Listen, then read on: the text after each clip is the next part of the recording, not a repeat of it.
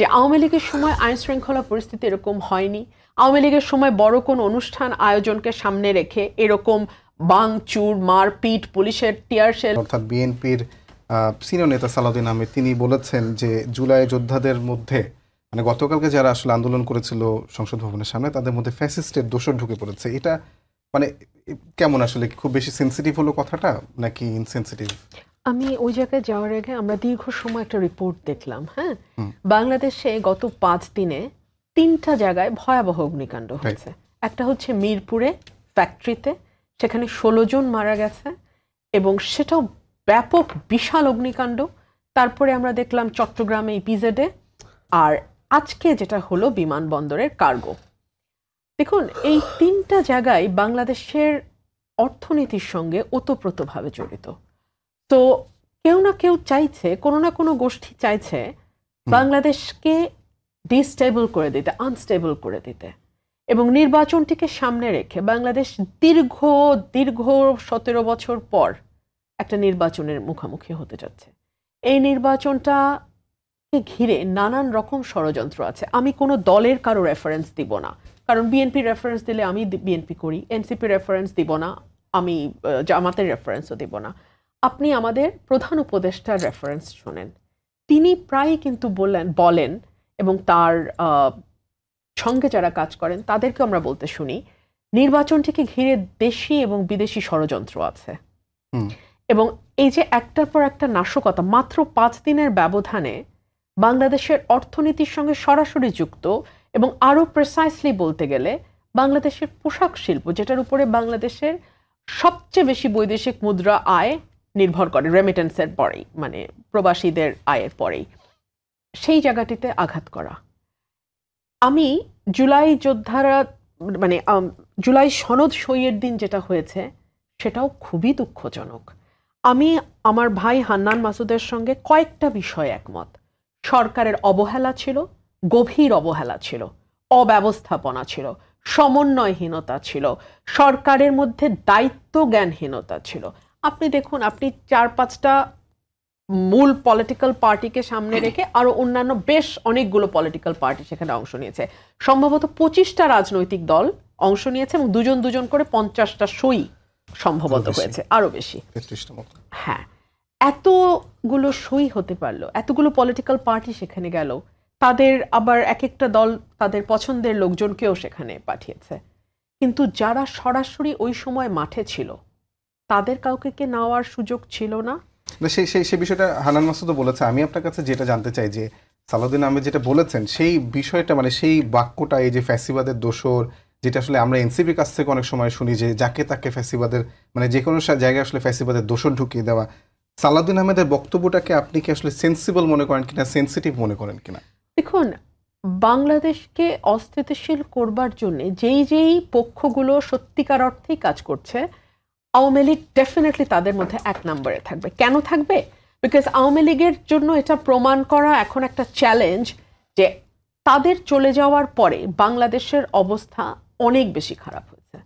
তাদের জন্য এটা প্রমাণ করা, বিশ্বকে দেখানো একটা অনেক বড় চ্যালেঞ্জের বিষয় যে আওয়ামী লীগের সময় আইন শৃঙ্খলা পরিস্থিতি এরকম হয়নি, আওয়ামী লীগের সময় বড় কোন অনুষ্ঠান আয়োজনকে সামনে রেখে এরকম ভাঙচুর, মারপিট, পুলিশের টিয়ার শেল নিক্ষেপ, সোয়াট বাহিনীকে ডিপ্লয় করা, আর্মি নিয়ে আসা, এগুলো কখনো হয় নাই, এখন হচ্ছে।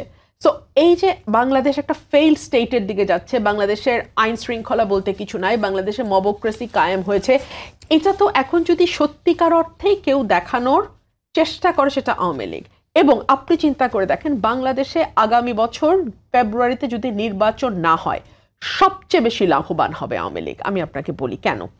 ধরুন এই নির্বাচনটাকে যদি পিছিয়ে দেওয়া যায় বা অনির্দিষ্ট সময়ের দিকে ঠেলে দেওয়া যায়, ডক্টর মোহাম্মদ ইউনূস ফেব্রুয়ারির পর থাকবেন না, উনি স্পষ্টই বলেছেন যে উনি চলে যাবেন ফেব্রুয়ারির পর। তাহলে থার্ড কোনো পক্ষ আসবে, তৃতীয় কোনো গ্রুপ আসবে, যে গ্রুপটা আবার কত বছর থাকবে বা কিভাবে বাংলাদেশকে কোন পথে নিতে চাইবে এটা কিন্তু আমরা এখনো জানি না। কিন্তু যতই সময় যাবে এটুকু আমরা সবাই বুঝি, আওয়ামী লীগ কিন্তু সময় পাবে তার দল গোছানোর, তার ভোটার গোছানোর, তার নতুনভাবে আবার বাংলাদেশের রাজনীতিতে প্রাসঙ্গিক হওয়ার জন্য সময় পাবে। তো এই সময়টা তারা নিতে চাইবে, এটা এটা খুব স্বাভাবিক। তো সেই কারণেই এই নির্বাচনকে ঘিরে, নির্বাচনকে সামনে রেখে অনেক রকম ঘটনা ঘটবার সাথে আওয়ামী লীগকে সন্দেহ করার মধ্যে খুব অবাক হবার মতন কোনো বিষয় নাই। এস আলম দেখা করেছে শেখ হাসিনার সঙ্গে ভারতে গিয়ে, এবং সেখানে শোনা যায় কয়েক হাজার কোটি টাকার ইনভেস্টমেন্টের কথা এসছে বাংলাদেশকে ডিস্টেবল করার জন্য, এবং বিভিন্ন সময় টাকা ইনভেস্টের ইতিহাস তো আওয়ামী লীগের আছে। আমরা তো শেখ হাসিনার নিজের কণ্ঠে শুনেছি থোড়াসা হাদিয়া দে দো। তো এই যে কথাগুলো, এই কথাগুলো তো ওদের মধ্যে আছে, এবং ওদের পলিটিক্যাল কালচারের মধ্যে এই বিষয়গুলো আছে। তো এটা খুব অবাক হবার কিছু নাই যে যদি এখানে সত্যি সত্যি সে আওয়ামী লীগের কোনো হাত থেকে থাকে। তবে একই সঙ্গে আমি এটাও আপনাকে বলি, ট্যাগিং এর কথা আপনি বলছিলেন, তো যখন সালাউদ্দিন আহমেদ সাহেব গুম হয়ে যাওয়ার পরে তাকে রয়ের এজেন্ট ডাকা হয়, তাকে ভারতের দালাল বলা হয়, এবং তাকে আরো বাজে ভাষায় স্টিগমাটাইজ করা হয়, যেটা আমাদের মতন যারা নির্বাচনের পক্ষে শুরু থেকেই বলে আসছে আমাদেরকেও একই ভাষায় স্টিগমাটাইজ করা হয়, সেটা হচ্ছে ট্যাগিং। আজকে সম্ভবত নাহিদ ইসলাম বলেছেন যে জুলাই সালাউদ্দিন আহমেদ ছিলেন না বলে তিনি আসলে চেনেন না জুলাই কারা মাঠে ছিল। আমি আসলে হানান মাসুদ আপনার কাছে জানতে চাই যে আপনারা নিশ্চয়ই ব্যথিত। আজকে সংবাদ সম্মেলনে যেমনটি বোঝা গেছে, নাহিদ ইসলাম বলেছেন, ক্ষুব্ধ প্রতিক্রিয়া দিয়েছেন যে মানে ফ্যাসিস্টের দোসর বলাটা আপনারা পছন্দ করেননি, কিন্তু এটা কি আসলে মানে আপনারা যে ফ্যাসিস্টের দোসর এখানে সেখানে দেখেন সেটারই ধারাবাহিকতা বলে মনে হয় যে আজকে আপনাদের দিকে ফিরে আসলো একটা?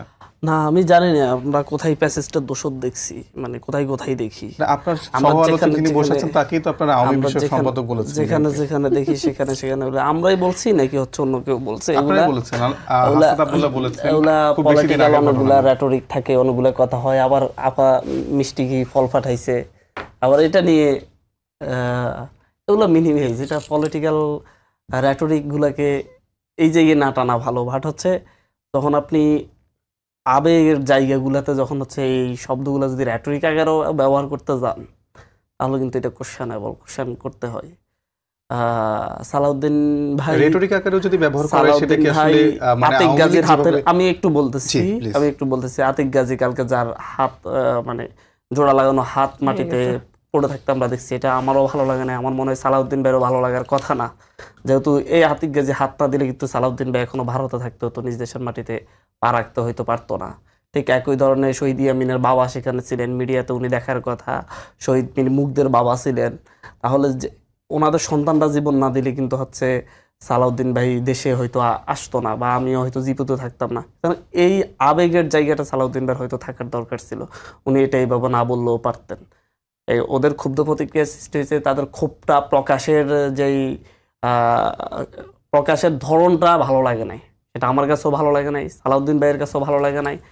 শুধুমাত্র একপাক্ষিকভাবে সালাউদ্দিন ভাই ওখানে যারা বিক্ষোভে অংশগ্রহণ করছে তাদেরকে দোষারোপ করে দিয়েছেন, এটা একেবারে ভালো লাগে নাই।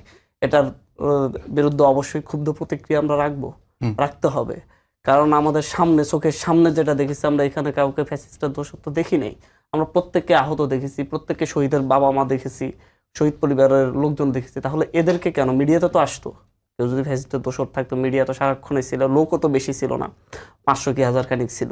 তাহলে আপনি এভাবে ঢালাও ভাবে এদেরকে বলতে পারেন না। আরেকটা বিষয় আপনাদের ক্ষুব্ধ প্রতিক্রিয়া দেখা যাচ্ছে, সেটা হলো যে আপনাদের নেতাকর্মীরা জামায়াতের নেতাকর্মীদের প্রতি একটু বেশি ক্ষুব্ধ প্রতিক্রিয়া দেখা যাচ্ছে, যে জামায়াতের দুইজন আসলে যে তারা স্বাক্ষর করেছে সেই স্বাক্ষরের হাস্যজ্জ্বল ছবিটা আপনারা মানতে পারছেন। আমি তো মিডিয়া ঘুরে দেখেছি হচ্ছে সারা দেশের মানুষ যারা জামাত শিবির করে না তাদের অধিকাংশ এই ব্যাপারে ক্ষোভ প্রকাশ করছে, সেটা বিএনপি পন্থী লোকজন ক্ষোভ প্রকাশ করছে। কারণ আগের রাত, এমনকি সেদিন মনে হয় সকালবেলাও বলেছে যাচ্ছে তারা যাবে কিন্তু স্বাক্ষর করবে না, এরপর হচ্ছে আইনি ভিত্তি না পেলে এটাতে স্বাক্ষর করবে না, এই ধরনের কথা। আবার পিআর ছাড়া স্বাক্ষর করবে না, এই ধরনের কথা আগের রাত সেদিন সকালেও বলেছে। আমরা এই ধরনের কথা বলতে দেখতাম যে হচ্ছে এরশাদকে, জাতীয় পার্টির চেয়ারম্যান যিনি ছিলেন, 2014 সালে সকালে নির্বাচনে যাব, বিকালে দুপুরে যাব না, আবার বিকালে যাব, এই ধরনের কথাবার্তা। ঠিক একই ধরনের বিষয়টি, এটা যদিও নির্বাচন না, স্বাক্ষর অনুষ্ঠানে আমরা তাদের ভরসায় কিছু করি নাই। আমরা তাদের দাবি দেওয়ার সাথে আমাদের দাবি দেওয়ার কোনো মিল ছিল না, একটা মাত্র মিল ছিল আইনি ভিত্তির কথা। ওনারা বলছেন আমরা 3-4টা দাবি দিয়েছি, আমাদেরগুলো স্পষ্ট। আমরা বলছি আমরা চুপ্পুর হাতে আদেশ চাই না, আমরা প্রধান উপদেষ্টা হাতে চাই। এটা যেহেতু 106 ধারা অনুযায়ী উনি জনগণের অভিপ্রায়ে উনি রাষ্ট্রপ্রধান, সুতরাং রাষ্ট্রপ্রধান সরকার প্রধানের কাছ থেকে আমরা মনে করি এই সাইড, আমরা তো চুপ্পুদের বিরুদ্ধে আন্দোলন করেছি, জুলাইটা তো চুপ্পুদের বিরুদ্ধে হয়েছে, হাসিনার বিরুদ্ধে হয়েছে, কারণ সেই চুপ্পুর আদেশের মাধ্যমে গণভোটে যাবে সেটা হতে পারে না, সেটা আমরা মানতে পারি না। এবং হচ্ছে সেই আদেশটা কেমন হবে, আপনি দেখেন বিএনপির কথা মতো আগের দিন একটা সেন্স নিয়ে আসা হয়েছে যে হচ্ছে যে সরকার ক্ষমতায় যাবে সে নোট দেওয়া হয়েছে, সেই সরকার তার নোট অফ ডিসেন্টের ইস্যুগুলা না বাস্তবায়ন করলেও চলবে, এটা তো কথা নেই। আমরা সরকার ইস্যু সহ অনেকগুলো ইস্যুতে আমরা যেই প্ল্যান দেওয়া হয়েছে, যেই রোডম্যাপ দেওয়া হয়েছে, সেই রোডম্যাপ গুলার ব্যাপারে বিএনপির নোট অফ ডিসেন্ট আছে, তাই বলে কি এটা বাস্তবায়ন হবে না যদি জনগণ হ্যাঁ বলে? জি, অসংখ্য ধন্যবাদ। স্পষ্ট রুমিন আপা, আসলেই সত্যি কথা এটাই যে আসলে জুলাই সনদের যদি বাস্তবায়নের পদ্ধতিটাই না থাকে, সেক্ষেত্রে এনসিপি যেটা বলছে সেটা কি খুব বেশি অযৌক্তিক নাকি একেবারে যৌক্তিক, যে বাস্তবায়নের পদ্ধতি না থাকলে আসলে এত আলোচনা, এত ঐক্যমত্য কমিশনের বৈঠক, এগুলো আসলে কি মিনিং ক্রিয়েট করে যদি আপনারা আসলে কোনো লিগ্যাল ফ্রেমওয়ার্কের মধ্যে আনা যায়, এবং সেটার অর্থটাই কি দাঁড়ায়? এটা যেটা হান্নান মাসুদ আসলে নাটক বলছে, জুলাই সনদের স্বাক্ষরের নাটক অভিহিত আমি করেছেন। আপনাকে একটু বলি, পৃথিবীতে কোনো আইন কি আছে যেটা অপরিবর্তনীয়? এরকম কোনো আইন কিন্তু হয় না। শেখ হাসিনা 7-এর ক 7-এর খ ঢুকিয়েছিলেন সংবিধানে, এবং কিছু কিছু অনুচ্ছেদ উনি বলেছিলেন কোনোদিন পরিবর্তন করা যাবে না। সেগুলো আমরা পরিবর্তন করছি না, এখন করছি তো। পরবর্তী যে সংসদ আসবে তারা সেগুলো চাইলে রাখবে, চাইলে পরিবর্তন করে ফেলবে।